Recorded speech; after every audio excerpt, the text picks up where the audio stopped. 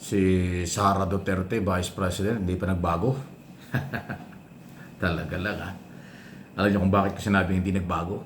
Aba inimbitahan siya para doon sa proposed budget ng kanyang opisina, Office of the Vice President, for 2026 ng House Committee on Appropriation.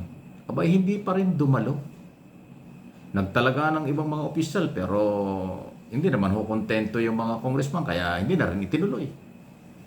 Talagang iba ang tigas ng ulo ni Sara Duterte. Di ba kayo magunita nung nakaraang taon niya ng problema? Maraming investigasyong ginawa ang Kongreso sa kanya at sa kanyang opisina. Hindi siya dumadalo ng una pero nung bandang huli dumalo pero naging pasaway pa dahil kinukontra ang mga congressman at hindi siya pumapil bilang resource person o guest. Ang feeling niya ay siyang gusto masunod pati yung rules ng committee, pinakikialaman. Aba ngayon, mainit ang deliberation, pagtalakay ng Kongreso at Senado sa proposed budget ng buong Executive Department kasama ang Office of the Vice President. Hindi na naman sinipot. Bakit pagka-budget ang pinag-uusapan, hirap na hirap at mabigat ang paa ng pangalawang Pangulo magpunta sa Kongreso? Bakit pag siya nagbibiyahe sa abroad, kung saan-saan, ang bilis? Nabalitaan natin, nandudo na. Napunta sa Europe, napunta sa Middle East, napunta sa Australia, napunta kung saan-saan. Ang bilis ng kanyang travel. Masyadong magaan ang paa sa biyahe. Pero pagka ididepensa at tatanungin siya tungkol sa kanyang budget, saan ginamit at saan gagamitin itong proposed budget ng kanyang opisina for next year, 2026. Abay, hindi pa rin dumadating. Unang hearing, isang araw yun eh. Ngayong araw na ito, may balak yata. Ngayong araw na ito, may hearing. Ewan kung doon dumalo. Hindi ko alam. Pero yung nakaraan, talagang hindi siya. Nagagalit ngayon mga congressman. Ang haba ng upo ang nakabakante para sa Office of the Vice President. Walang dumating kahit isa. Kaya nagkaroon ng debate pa dahil pinagtatanggol ng ibang mga congressman. Hindi ko alam kung bakit. At yung iba naman nagagalit. Sandali, bakit ba tayo hindi nirerespeto ng pangalawang Pangulo?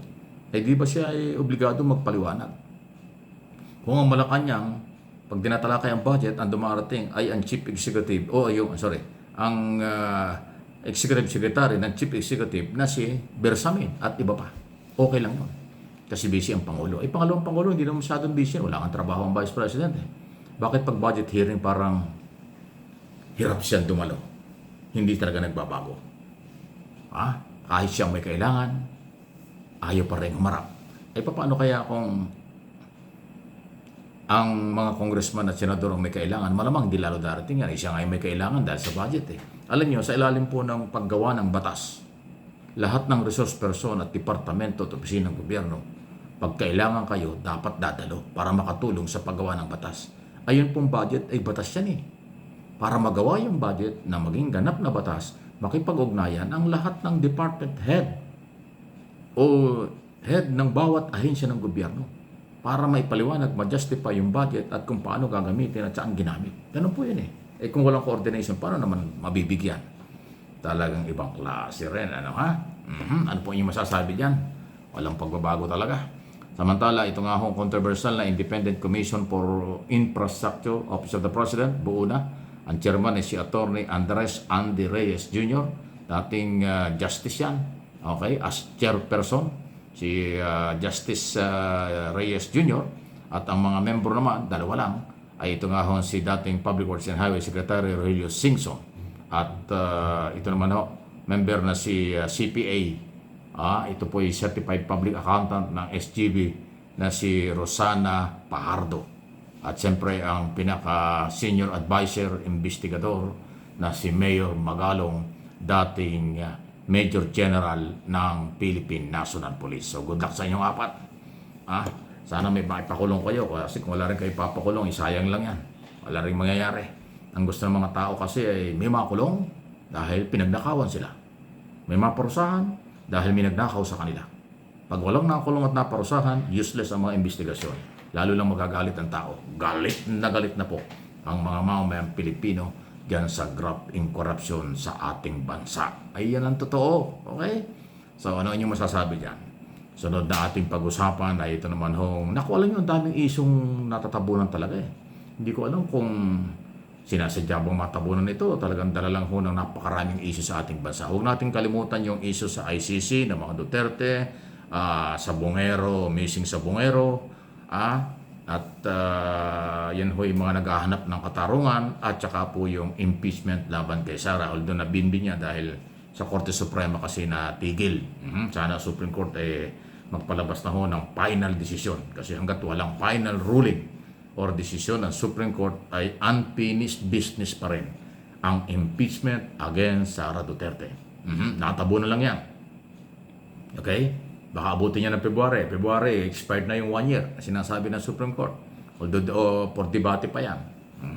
So, hindi pa naman tapos. Pag dumating ang February 6 ng 2016, baka may panibagong impeachment laban kay Sara Duterte kasi nga unfinished business ang confidential at intelligence span ng Office of the Vice President.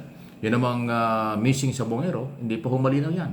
Kasi ho talagang wala pa naman hong nakakasuhan na mga malaking personalidad sa business at show business.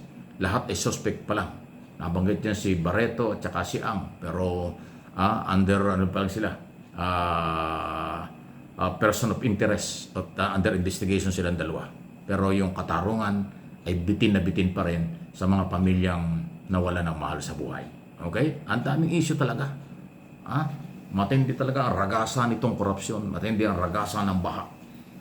Maraming buhay na wala at ari-ariang nawala. Pati katarungan ay nawala. Katarungan at karapatan ng mamamayang may-ari ng pera. Yan po yung issue ngayon. Grabe itong mga nangyari sa ilalim ng nakaraang gobyerno at kasalukuyang gobyerno. Kasi yung nangyari doon sa missing Sabongero nung nakaraang gobyerno. Yung problema sa impeachment ni Sara ay ng kasalukuyang gobyerno.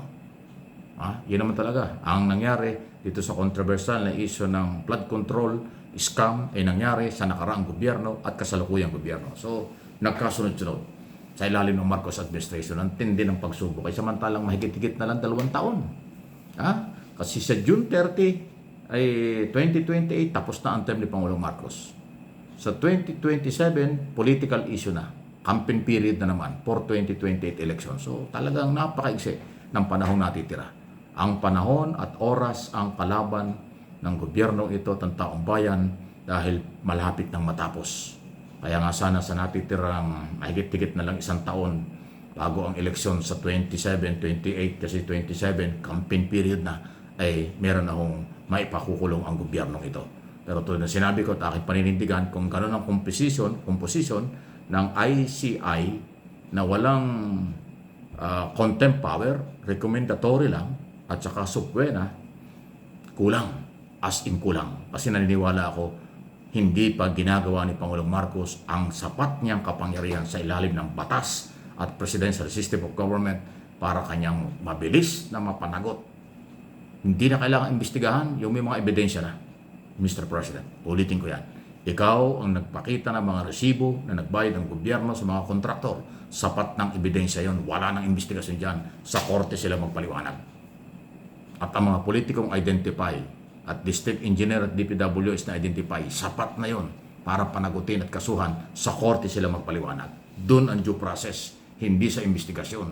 Sa husgado, labanan ng ebidensya, testigo at pagkatao. Doon dapat. Kaya Mr. President, dalhin mo na kasi roon. Mabagal kayo masyado.